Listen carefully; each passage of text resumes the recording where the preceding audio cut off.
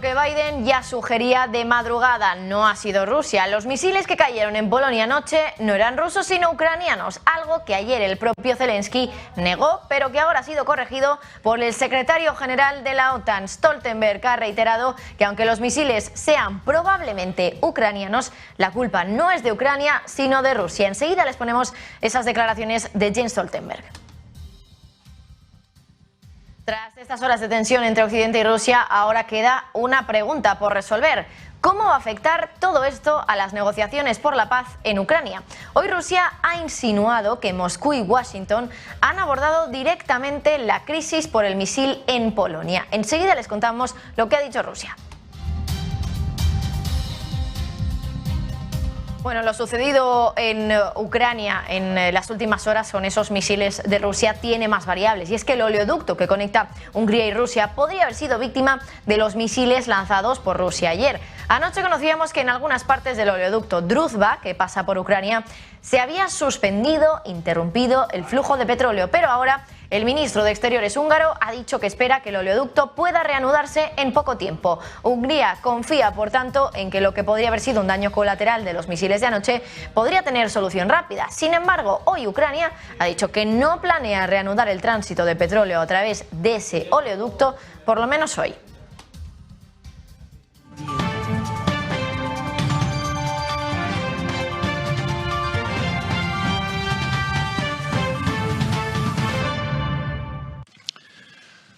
Our preliminary analysis suggests that the incident was likely caused by a Ukrainian air defense missile fired to defend Ukrainian territory against Russian cruise missile attacks.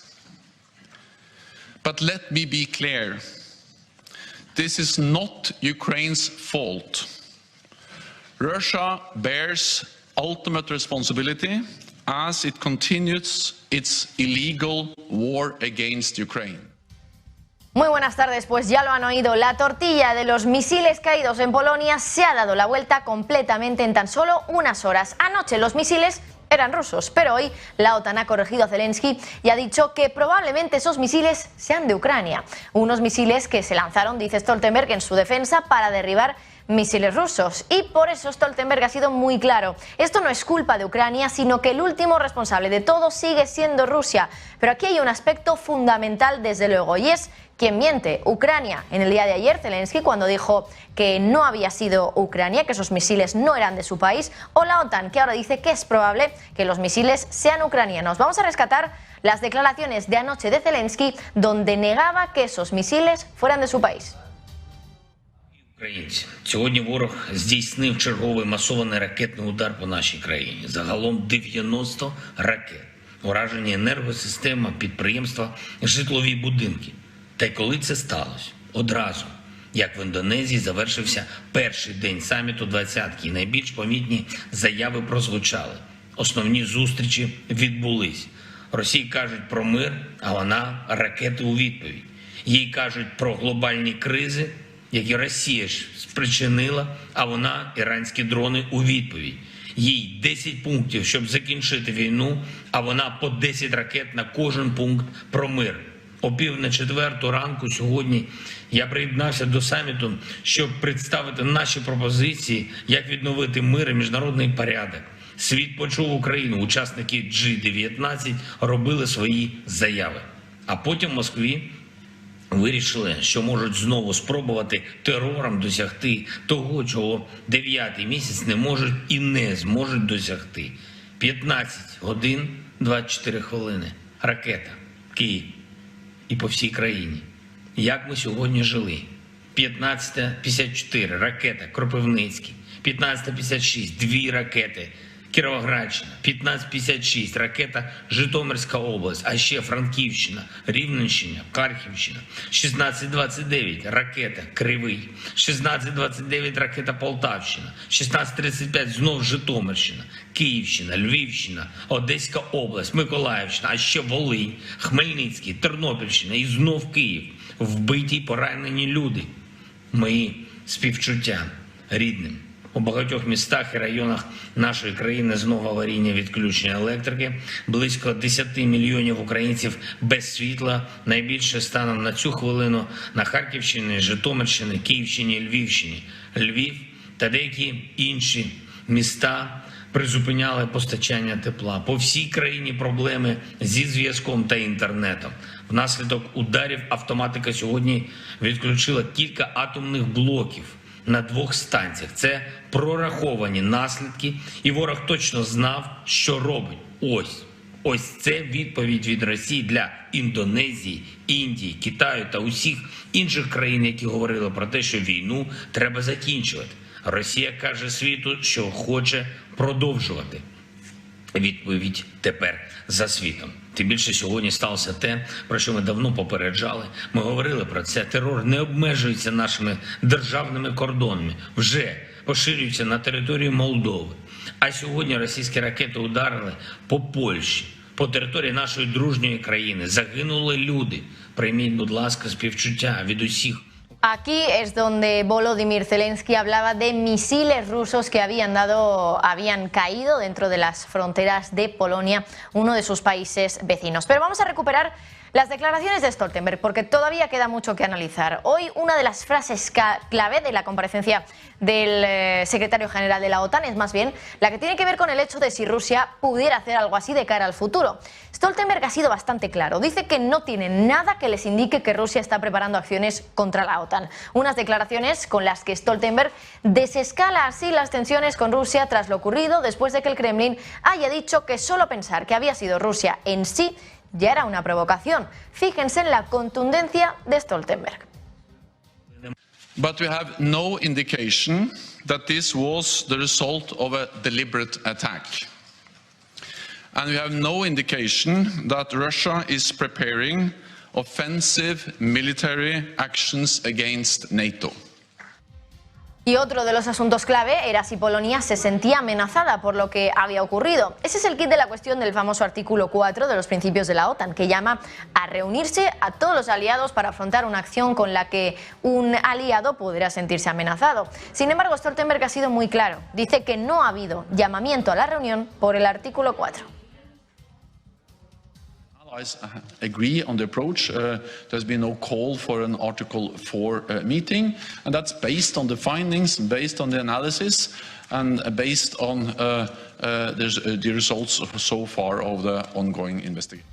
Quedan muchas preguntas en el horizonte. Por ejemplo, ¿quién miente, Zelensky o la OTAN? Porque cada uno dice una cosa prácticamente. ¿Por qué ahora la OTAN sí que habla de resultados preliminares de investigaciones que están todavía siguiendo su curso, cuando no nos ha dicho todavía nada?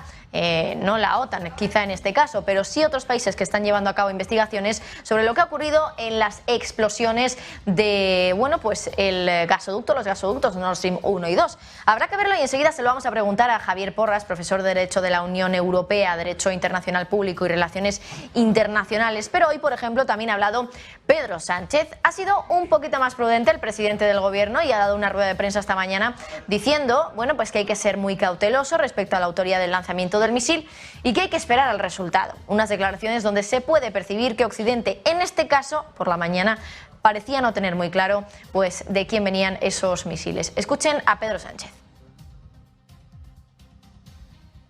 Yo creo que hay que ser muy cauteloso. Vamos a esperar al resultado de la investigación. Eso es lo acordado entre todos los gobiernos que nos hemos reunido en la mañana de hoy. Y evidentemente trasladar seguidamente nuestra solidaridad con el pueblo de Polonia, nuestras condolencias con los familiares de las 2 personas que han fallecido como consecuencia de este accidente y finalmente yo creo que reivindicar la unidad de los Estados miembros y del conjunto de Estados de la Alianza. Javier Porras, profesor de Derecho de la Unión Europea, Derecho Internacional Público y Relaciones Internacionales de la Universidad CEU San Pablo. Muy buenas. Bueno, no sé si nos escucha Javier. Hola, buenas tardes. Efectivamente. Bueno, pues efectivamente, Sí, Javier, buenas tardes por decir algo. Me parece que te escuchamos con un poquito de retraso y tú también a nosotros, por eso nos estamos pisando un poco, así que teniéndolo en cuenta, bueno, pues ya sabemos que a lo mejor mis preguntas van un poquito más tarde, te van a llegar un poquito más tarde y tus respuestas también. Teniendo esto en cuenta, la primera pregunta que te quería hacer básicamente, Javier, es quién miente, ¿no? Porque al final está mintiendo alguien. Ayer Zelensky anoche decía que los misiles eran rusos. Lo escuchábamos justo ahora en una declaración en ucraniano traducida al inglés, misiles rusos, pero hoy la OTAN ha salido a hablar, el secretario general de la OTAN, Jens Stoltenberg, a decir que probablemente sean misiles ucranianos. ¿Estaría mintiendo Zelensky, por tanto? Porque, claro, decir con esa contundencia que son misiles rusos cuando dice la OTAN que es probable que no, no sé cómo lo ves. Bueno, lo que podemos confirmar, evidentemente, es que los misiles, o desde luego de dónde proceden esos misiles, lo sabe perfectamente, ya sean de origen ruso o sean de origen ucraniano. El problema con el que nos encontramos, y es por lo que no puedo estar más de acuerdo con todas las declaraciones que se han hecho a distintos niveles cuando se alega cautela, es porque, claro, este armamento es de fabricación rusa, lo cual no quiere decir que necesariamente haya sido el ejército ruso que lo haya lanzado. Sabemos también que el ejército ucraniano está utilizando armamento ruso por distintas circunstancias y que además hacer un seguimiento del uso de ese armamento es no imposible, pero sí bastante complicado en ocasiones. Por lo tanto, ahora mismo podemos trabajar con distintas hipótesis, podemos tener algunas teorías, pero ojo, no dejan de ser teorías o no dejan de ser hipótesis. Y por lo tanto, aventurarnos a decir quién miente o quién dice la verdad, pues yo creo que desde luego es un ejercicio cuanto menos un tanto irresponsable. Lo que está claro es que alguien no dice la verdad. Y desde luego lo que ahora analizaremos también, si ustedes quieren, es que cambia la situación en función de quién tenga la autoría del lanzamiento de esos misiles. Y ojo, estamos hablando de las consecuencias de la autoría, lo cual no quiere decir que no hay una responsabilidad con independencia de que lo sea. Lo que pasa que también, una vez más, en este caso va a cambiar en función de si se demuestra finalmente que ha sido el ejército ruso o se demuestra finalmente, bueno, pues que ha sido el ejército ucraniano, aunque no haya tenido evidentemente, o quiero pensar que no ha tenido desde luego el objetivo de atacar Polonia y por lo tanto el territorio de la Unión Europea.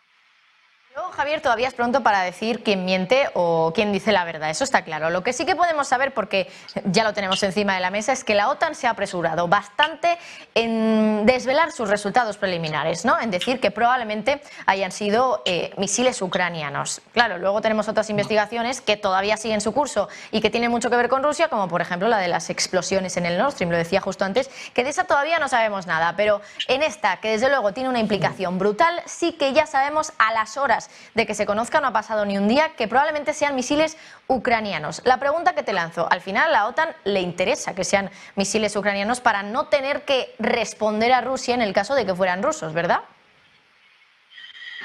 Bueno, yo no sé si el término adecuado sería que a la OTAN le interesa. Yo creo que no nos interesa que sea de ninguno, punto número uno, pero en cualquier caso entiendo su pregunta.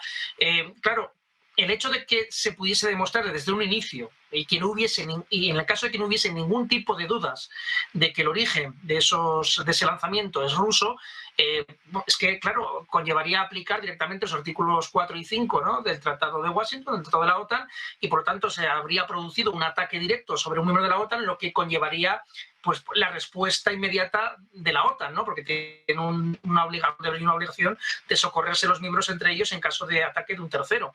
Por lo tanto, claro, esto conllevaría, o sea, en otras palabras, podría entenderse como una declaración de guerra directa de Rusia hacia la OTAN, ¿no? Por lo tanto, las consecuencias serían nefastas. En el caso de que se demuestre que ha sido Ucrania, pues evidentemente hay una responsabilidad también de Ucrania, eso no podemos negarlo. Ahora bien, claro, no sé, en ningún caso sería, por lo tanto, una declaración de guerra de Rusia y, por lo tanto, ya habría que ver cuál es la posición que querría tomar la OTAN respecto, bueno, pues a este, podemos denominarlo, posible accidente, en el caso de que sean ucranianos, ¿no? Pero, una vez más, el hecho de que sea ucraniano y que fuese un accidente no quita tampoco, bueno, pues que la OTAN tendría que decidir qué es lo que está ocurriendo con la defensa de Ucrania y, desde luego, pues si de alguna manera, sin ninguna duda, hay que reforzar algún tipo de medidas para que no se produzcan, desde luego, este tipo de consecuencias en territorio de la Unión Europea. Porque lo que estamos haciendo es, por lo tanto, extender extender la guerra, y no solamente en territorio ucraniano, sino a territorio, bueno, pues que en un principio nos hemos declarado neutrales, más allá de que haya apoyos pues de envío de armamento o apoyos logísticos a Ucrania, pero en el cual nosotros no hemos participado activamente con carácter militar, con intervención militar. Muy interesante lo que nos cuentas de que si ha sido Ucrania probablemente tenga consecuencias, porque hoy, por ejemplo, lo que decía Stoltenberg es que el culpable no es Ucrania, que Rusia es el último responsable. Y aquí, claro, también te quería preguntar por el otro lado, ¿no? Hemos hablado de ya cómo parece que Stoltenberg ha sido relativamente bueno, podríamos decir, entre comillas, con Ucrania, diciendo que no tiene la culpa, pero diciendo que sí que Rusia es el último responsable. En este mensaje ves de nuevo un tono muy duro, muy crítico contra Rusia, a pesar de que en este caso, por el momento, se especule con que no tiene que ver con estos misiles caídos en Polonia. ¿Sabe qué ocurre? Que si nos vemos en términos puramente jurídicos, yo creo que aquí sí que hay que distinguir entre culpabilidad, responsabilidad, y no lo estamos manejando en un término político. Vamos a ver, el hecho de que si se muestra que haya sido Ucrania la responsable de ese lanzamiento de esos misiles, insisto, no haya un dolo, es decir, no haya una intención de atacar Polonia, eso no quita la responsabilidad de Ucrania. O sea, la responsabilidad sigue existiendo porque el lanzamiento ha sido por su parte. Que ese lanzamiento ha sido en respuesta a defenderse de un ataque ruso, ¿vale? Perfecto, eso tampoco lo vamos a discutir, pero digamos que eso es consecuencia, por lo tanto, de la guerra, bueno, pues del ataque que está sufriendo Ucrania por parte de Rusia, ¿no? Pero el responsable jurídicamente es Ucrania. Otra cuestión, insisto, son las posibles consecuencias o, bueno, incluso que no tenga consecuencias políticas, ¿no? Porque así lo decida la OTAN. Pero claro, es que hablar de que en este caso de que Ucrania no sería responsable de esos misiles, alguien los ha lanzado, eso está claro. Quien no los ha lanzado ha sido Polonia, ni ha sido ningún otro miembro de la Unión Europea. Por lo tanto, lo primero es dilucidar cuanto antes, insisto, de manera rigurosa, y que no es para nada sencillo. Es decir, nos estamos moviendo, insisto, con hipótesis, con algunas ideas muy preliminares, pero que es complicado que esto se pueda saber en 24 o 48 horas, muy complicado, ¿no? Por lo tanto, yo creo que allí, desde luego, haríamos incluso un flaco favor a la comunidad internacional, pues, quitándole responsabilidades a Ucrania, ¿no? Porque, desde luego, estaríamos cerrando los ojos ante una evidencia, y es que pues, un misil ha caído donde no tenía que haber caído inicialmente. Creo que eso no admite ningún tipo de discusión, independientemente del matiz político que se le trate de dar, ¿no? A nivel internacional. Hay que añadir que aunque haya sido un accidente y lo haya lanzado Ucrania, que todavía esto no lo podemos confirmar, han muerto 2 personas, así que desde luego que las consecuencias han sido devastadoras. También te quería preguntar un poco por la opinión de Rusia en todo esto. Rusia ha criticado hoy que solo pensar que podían haber sido misiles rusos ya en sí es una provocación. ¿Cómo podría responder Rusia a todo lo que ha sucedido en las últimas horas, aunque se esté empezando a decir que no eran misiles rusos, aunque se diga que ya se alejan un poco de ese argumento? Pues mire, yo aquí también soy muy tajante, sinceramente, teniendo en cuenta que estamos hablando de daños colaterales, ¿no? Entre un conflicto reconocido entre Rusia y Ucrania y que el armamento que se está utilizando es de origen ruso, o de fabricación rusa. Hombre, creo que desde luego aquí Rusia también decir que puede considerarse una provocación. El hecho de pensar que esos misiles pueden haber sido lanzados por Rusia me parece cuanto menos fuera de lugar. Es decir, es que además inicialmente, insisto, sabemos que hay dos Rusia y Ucrania, por lo tanto cualquiera de los dos se enfrentan a una eventual autoría de los hechos. Pero insisto, es que además creo que aquí la OTAN ha actuado y la Unión Europea hemos actuado con cautela, porque en ningún caso se ha dicho directamente esto ha sido Rusia. Se ha dicho, vamos a ver, vamos a investigar de dónde proceden estos misiles, ¿no? Y desde luego lo que Rusia, hasta donde yo sé, por lo menos por las declaraciones oficiales que yo he estado escuchando, en ningún momento va a poder alegar que se le ha acusado directamente, igual que tampoco se ha hecho con Ucrania. Lo cual yo creo que desde luego ha sido muy inteligente, porque haber hecho lo contrario, haber hecho una acusación infundada y sin pruebas, pues tendría también consecuencias muy nefastas, ¿no? Y ahí sí que estaríamos dando pie a cualquiera de las dos partes que ha sido acusada falsamente, bueno, pues a tomar medidas en el asunto. Bueno, desde luego que el asunto es complicado y que tiene muchísimas variables, por ejemplo, pues bueno, las consecuencias que pueda tener que haya sido un misil ucraniano, a pesar de que haya sido Ucrania y de que haya sido por accidente. Javier Porras, como siempre, muchísimas gracias por estar con nosotros aquí en Negocios Televisión y darnos un poquito más de detalles sobre este asunto tan interesante y complejo a la vez. Gracias, Javier. Gracias a ustedes. Buena tarde. Bueno, hoy Rusia además ha insinuado también que Moscú y Washington han abordado directamente la crisis por el misil en Polonia. José Antonio Binder nos ha preparado una pieza para explicarnos exactamente qué es lo que ha insinuado Rusia. Muy buenas, es un paso más y es decisivo además en el camino hacia la mesa de negociación. No ha querido desmentir Rusia que en Turquía, en la capital turca, estén ya los equipos de negociación de Rusia y de Estados Unidos. Por parte de Rusia estaría el jefe de la inteligencia rusa, que estaría al mando, al frente de unas primeras conversaciones informales con Estados Unidos para plantear los términos de la negociación de paz en una mesa que se abriría con el respaldo de 6 países y con Naciones Unidas como árbitro también en esa mesa de negociación de la paz. Rusia, como decíamos, no ha querido confirmar, tampoco ha querido desmentir que esas conversaciones se estén llevando ya en Turquía a cabo y que lleven como parte fundamental la propuesta que Occidente le ha mandado desde Estados Unidos y desde Occidente a Rusia sobre cuáles tendrían que ser los términos principales, los iniciales, con las que Occidente, Ucrania a la cabeza, se sentarían en esa mesa de negociación, que llevaría sobre todo la necesidad de dejar los territorios del este de Ucrania que, según Occidente considera, están ocupados. En esa mesa de negociación futura que se pueda plantear, Rusia llevaron el camino de la autodeterminación. Pero lo que sí es verdad es que ya se empieza a ver ese movimiento por parte de ambas partes. Washington Post publicaba cómo quería, sin ningún lugar a dudas, Estados Unidos ver a Ucrania sentarse aún con la presencia de Putin, y el mensaje de Zelensky de esta mañana ya incluía la negociación, o que ya está preparado Ucrania para la negociación sin citar a Putin, por lo que los caminos se van estrechando a una mesa de negociación que también Emmanuel Macron ha pedido esta mañana que siga abierta, porque es el único camino para encontrar de verdad la paz. Esa mesa de negociación tendrá que dirimir también los puntos clave sobre los que Rusia podría plantear ese camino de salida a la situación actual, una vez que Occidente ya tiene el borrador inicial de las cuestiones clave que quiere llevar a esa mesa de negociación. Esa es una de las claves, ¿no? ¿Dónde queda la negociación de paz entre Ucrania y Rusia tras este suceso en Polonia? Hay expertos que creen que tras los últimos acontecimientos y sobre todo tras las últimas actitudes de Estados Unidos, lo ocurrido en Polonia puede hacer que el acuerdo de paz esté más cerca. Esto nos decía hoy Antonio Alonso Marcos, profesor y experto en relaciones internacionales de la Universidad CEU San Pablo. Por las dos partes, más o menos las posiciones son más o menos claras. No voy a decir que inamovibles, pero ellos se conocen. Seguro que a día de hoy todavía están negociando en secreto o en discreto, o como sea. Pero ahí la variable, el factor clave es Estados Unidos.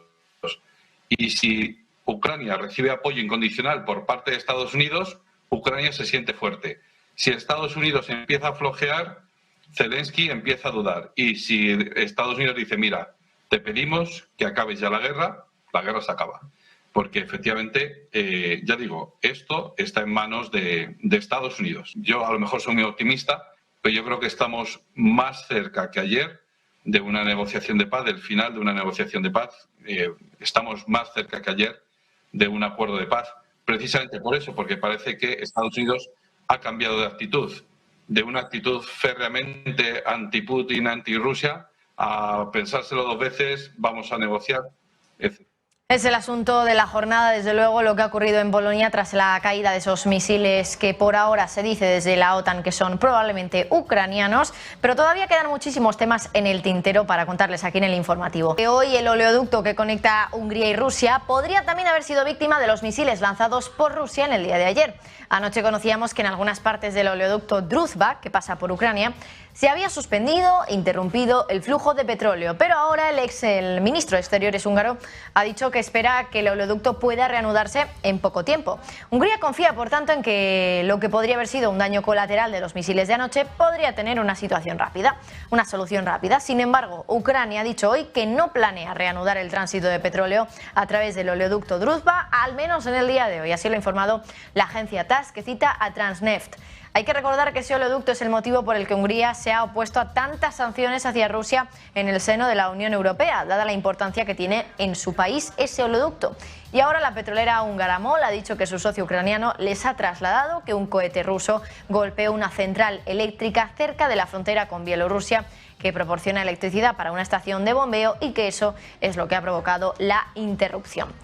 En la reunión del G20, que por cierto ha terminado en el día de hoy, no solo se ha hablado de cuestiones geopolíticas de Rusia, de Ucrania, de Estados Unidos, sino que también se han metido en el G20 en el trabajo de los bancos centrales. Los líderes del grupo de los 20 países han acordado, ojo con esto, controlar cuidadosamente las subidas de tipos de interés para evitar efectos colaterales. En el comunicado de la reunión, los líderes han advertido sobre una mayor volatilidad en los movimientos de las divisas y han dicho que sus bancos centrales también tendrían en cuenta la necesidad de limitar los efectos indirectos, en un guiño a las preocupaciones de las economías emergentes sobre el potencial de enormes salidas de capital si continúan las agresivas subidas de tipos, sobre todo en Estados Unidos, algo que no concuerda porque al final es un mensaje muy político respecto a una política monetaria que en teoría debería ser independiente de los gobiernos.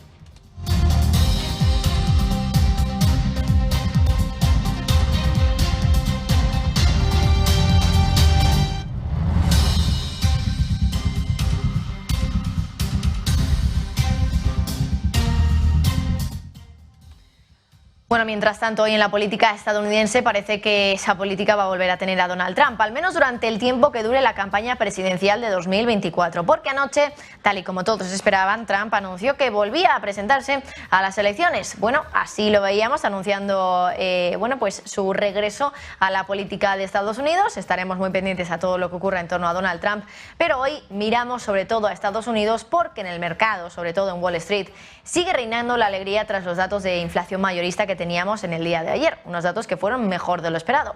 Sin embargo, hay algunos indicadores que sugieren que los inversores no deberían cantar victoria, al menos todavía. Uno de ellos, no sé si lo conocen, es el Dark Pool Index, un índice que nos dice qué están haciendo los inversores que operan en el Dark Pool, un mercado separado y opaco donde grandes institucionales y hedge funds operan grandes volúmenes sin desglosar prácticamente información sobre las operaciones. ¿Qué es lo que nos está diciendo este indicador y por qué quizá está sugiriendo que la subida no tiene fundamentos? Gabriel Montalto. Vamos a hablar seguramente de uno de los temas que muy poca gente conoce y que se mueve detrás, digamos, del escenario público de los mercados financieros. Vamos a hablar de los dark pools. ¿Qué son los dark pools? Primero que nada, esto se remonta a 1979, que fue donde comenzó, y son precisamente lugares, espacios en donde se realizan transacciones en los mercados financieros bursátiles, muchas de ellas, las cuales no se deben ni identificar ni comunicar. Significa que sería como un mercado completamente paralelo en donde se mueven grandes volúmenes de compras y de ventas sobre todo, y a diferentes precios también. A veces los dark pools pueden servir para reducir volatilidad o aumentarla. Repito, estos datos no van a figurar ni en los volúmenes que uno puede detectar en las bolsas, etcétera. De ahí a que yo muchas veces comento la importancia de que el volumen que vemos nunca va a ser el volumen real. Es el espacio predilecto por el trading de alta frecuencia o HFT. En abril de 2020, los dark pools ocupaban aproximadamente, en 2007, que fue cuando prosperó este auge, justo con la crisis financiera, la bancaria, que se propagó a lo largo de 2008, aproximadamente era un 7-8% de todo lo que se negociaba en el mundo entero. Pues a mediados de 2020, para ser más precisos, aproximadamente mes de abril, día 14, los dark pools ya ocupaban más del 19% de todas las operativas bursátiles que se realizaban. Existen dark pools privados, por parte de entidades por parte de empresas, existen para determinadas compañías dark pools también, y luego existen las más grandes, y estas están conformadas sobre todo, y quienes están detrás son, entre otros, Citigroup, JP Morgan, Morgan Stanley, Barclays, Deutsche Bank y muchísimas otras más. Existen también para el mercado del Forex, etcétera, etcétera. Aquí estamos viendo un gráfico en estos momentos en donde nos está indicando que ya desde hace unas semanas atrás, en la línea roja, estos dark pools, o al menos en el Standard & Poor's, uno de ellos está posicionándose fuertemente bajista. O sea, no están ejerciendo fuerza compradora. No sabemos si realmente están yendo en la dirección correcta o es que manejan quizás una información o están aplicando una estrategia que por algún motivo podría estar previendo una corrección en el caso del Standard & Poor's. La línea blanca indica la evolución del Standard & Poor's 500 en los últimos días, en las últimas semanas, donde podemos observar ya cómo desde finales del mes de octubre ha estado subiendo, mientras que en este dark pool que se está representando en este momento se ve como la presión es exactamente contraria a la baja de ventas o de posibles cortos. Sin lugar a dudas es un tema apasionante. En la Academia de Negocios Televisión habíamos hablado del trading de alta frecuencia, pero ahora ya saben que existe algo que no pueden ver, que no pueden controlar y que es de muy, muy difícil seguimiento. Muchísimas gracias, Gabriel, por ese repaso a lo que es el mercado de dark pool. Pero vamos con otro asunto. Recuerdan que hace unos días les hablábamos de un hilo que había empezado el ejecutivo Sam Bankman-Fried, el fundador de FTX, en Twitter, y que parecía no tener sentido porque empezaba con un tweet que solo decía ¿what? Bueno, pues ese hilo ya tiene más tweets con información jugosa. Bankman-Fried ha confesado varias cosas. Entre ellas está la afirmación de que a 7 de noviembre la filial estadounidense de FTX tenía suficiente dinero como para pagar a todos los clientes. Además, el ejecutivo también ha reconocido lo que muchos le pedían en los últimos días, que hablara con los reguladores. Bankman ha dicho hoy en su Twitter que ya está en contacto con esas personas, con ellos en persona, y que está trabajando con el equipo para hacer lo que puedan para sus clientes.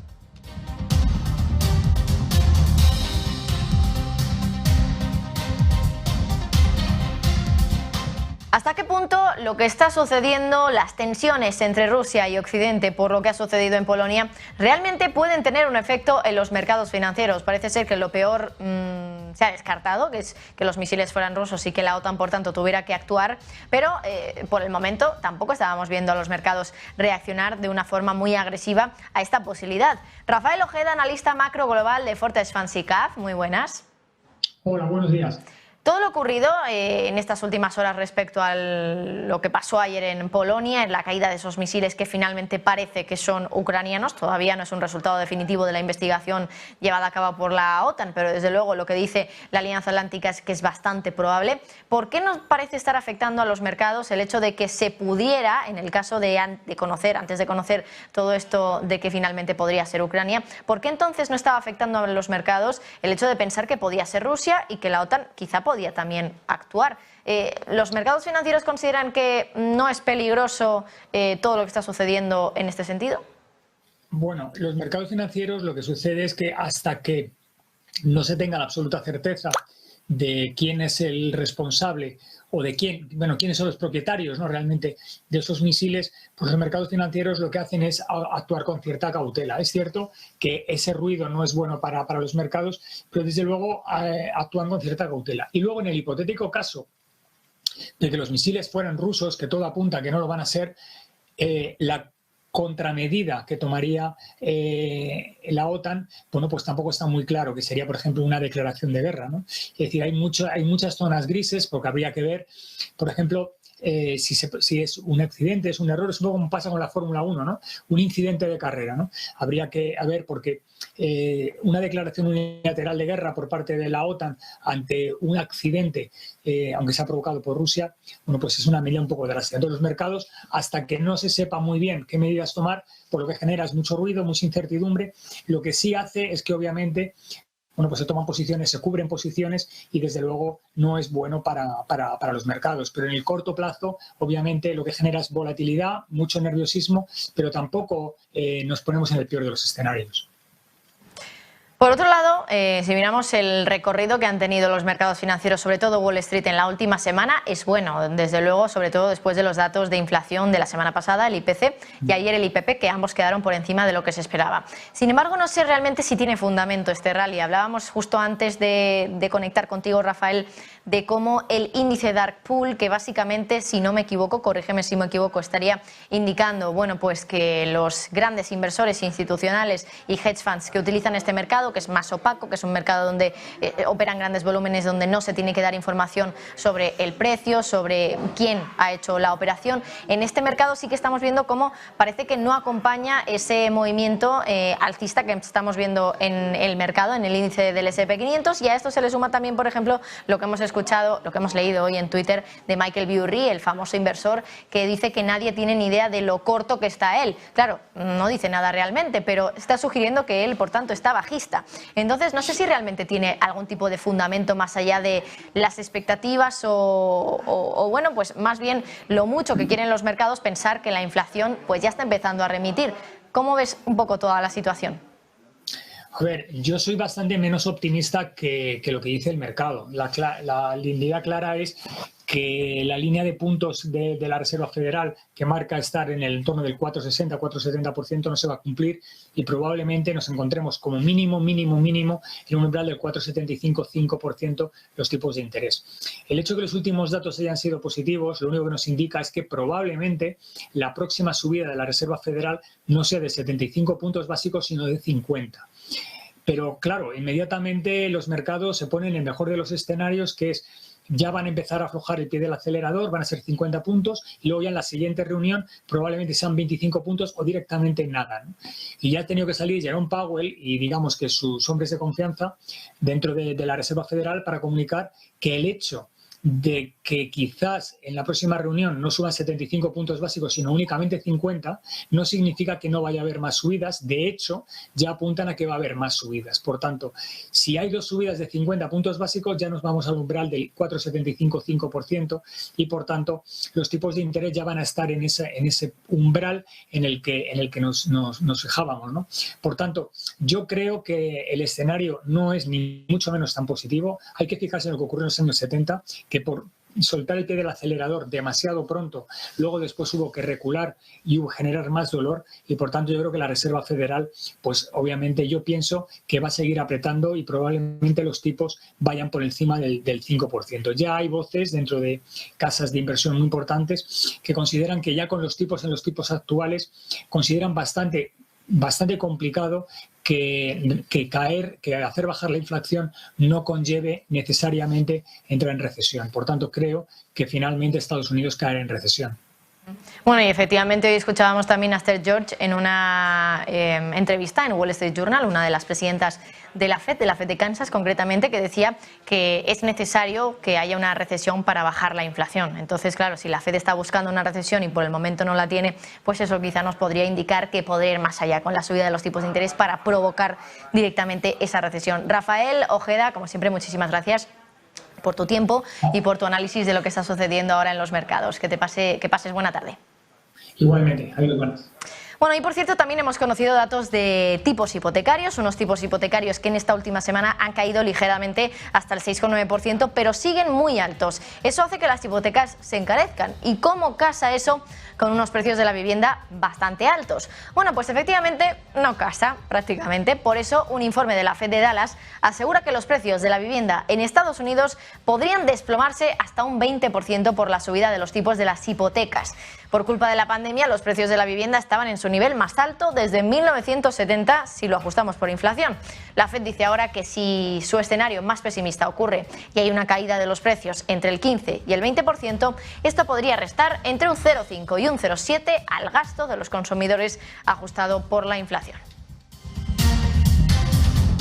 Y hoy también nos fijamos en el Reino Unido porque hemos conocido datos de inflación que ponen todavía más presión a Rishi Sunak, que mañana presenta su esperado plan fiscal.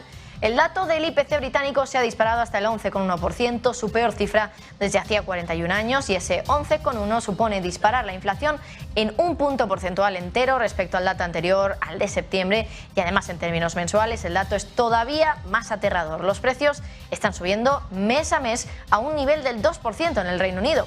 Esto es 4 veces la cifra que teníamos justo el mes anterior, lo que demuestra que las muchas subidas de tipos que ha cometido el Banco de Inglaterra no han podido contrarrestar el caos en la política británica y la poca dirección en política fiscal.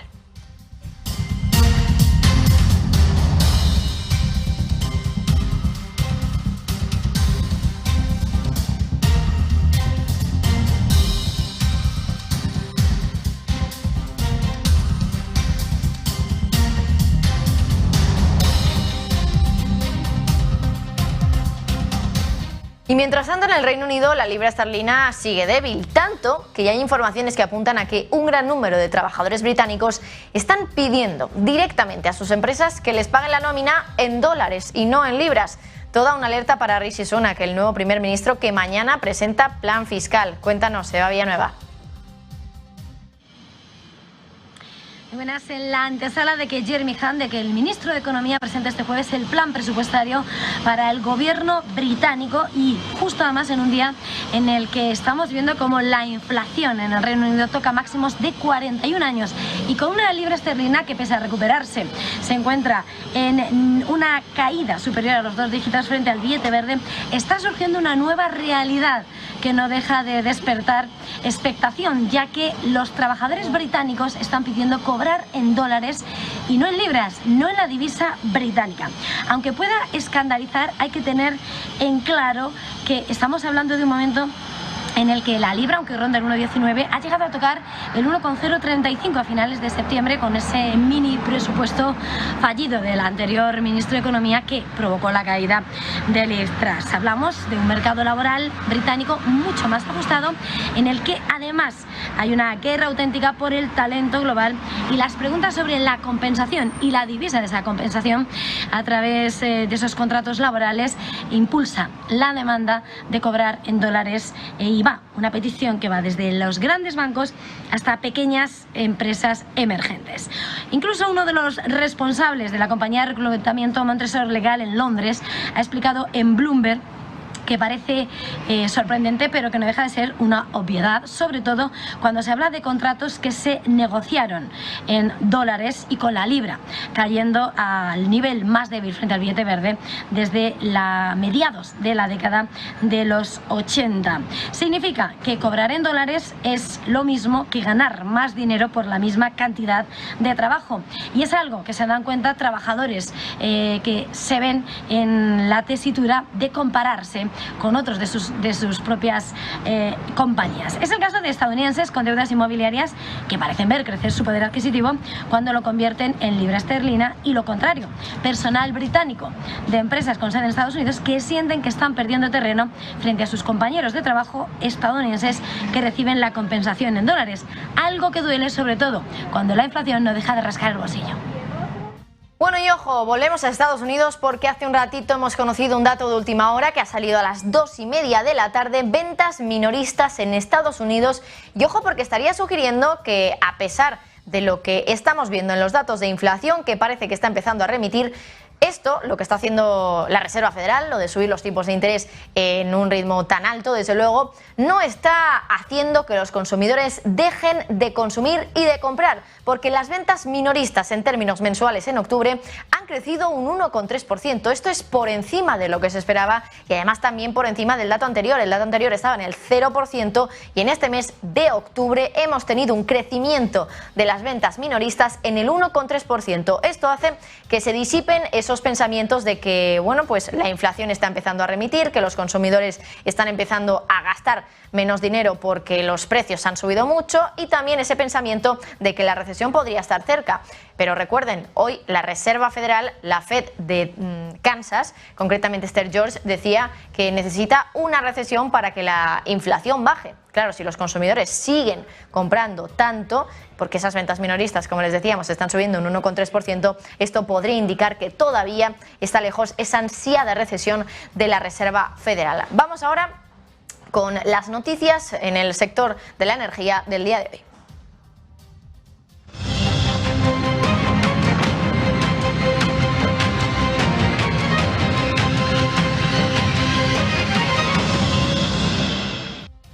Mientras algunas naciones de la Unión Europea exigen un precio tope para el gas natural, un miembro está ofreciendo una posible solución. Eslovenia ha sugerido que la Unión Europea podría crear una herramienta que podría implicar un precio máximo y 2 rangos comerciales. El mecanismo diario mantendría los precios del gas moviéndose en un corredor alrededor del precio de cierre del día anterior, y en el mecanismo más largo plazo el rango se establecería en torno al precio de cierre promedio de los 30 días de negociación anteriores y se aplicaría de forma continua. Los países del norte de Europa empiezan a posicionarse en la cuestión energética cuando, tenemos esa tensión entre el viejo continente y Rusia que empieza a escalar.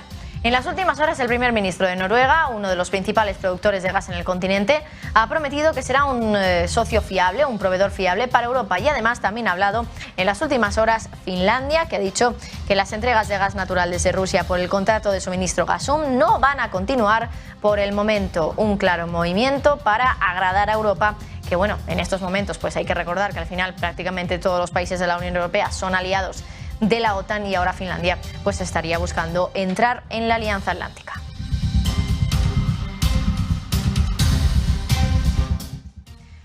Los mercados parece que por el momento no reaccionan a lo que estamos viendo, a lo que hemos visto desde anoche, toda esa tensión que ha empezado a escalar y que ahora parece que de nuevo ha vuelto a desescalar en torno a los misiles que cayeron anoche en Polonia y que mataron a 2 personas. Esa es la noticia de la jornada, desde luego, y sobre todo las declaraciones de Stoltenberg, que en esta ocasión sí que ha preferido dar datos preliminares de una investigación que todavía está en curso, que está apuntando ahora mismo a que esos misiles no son rusos, como dijo ayer Volodymyr Zelensky, sino que más bien son ucranianos, un movimiento que podemos pensar que puede interesar a la OTAN si no quiere que ese conflicto con Rusia escale. Eso es todo, nosotros nos despedimos ya, pero les dejamos a partir de las 3 de la tarde, como siempre, con Marta Isern en Rolling Stocks, con mucho que analizar, desde luego. Gracias por estar ahí.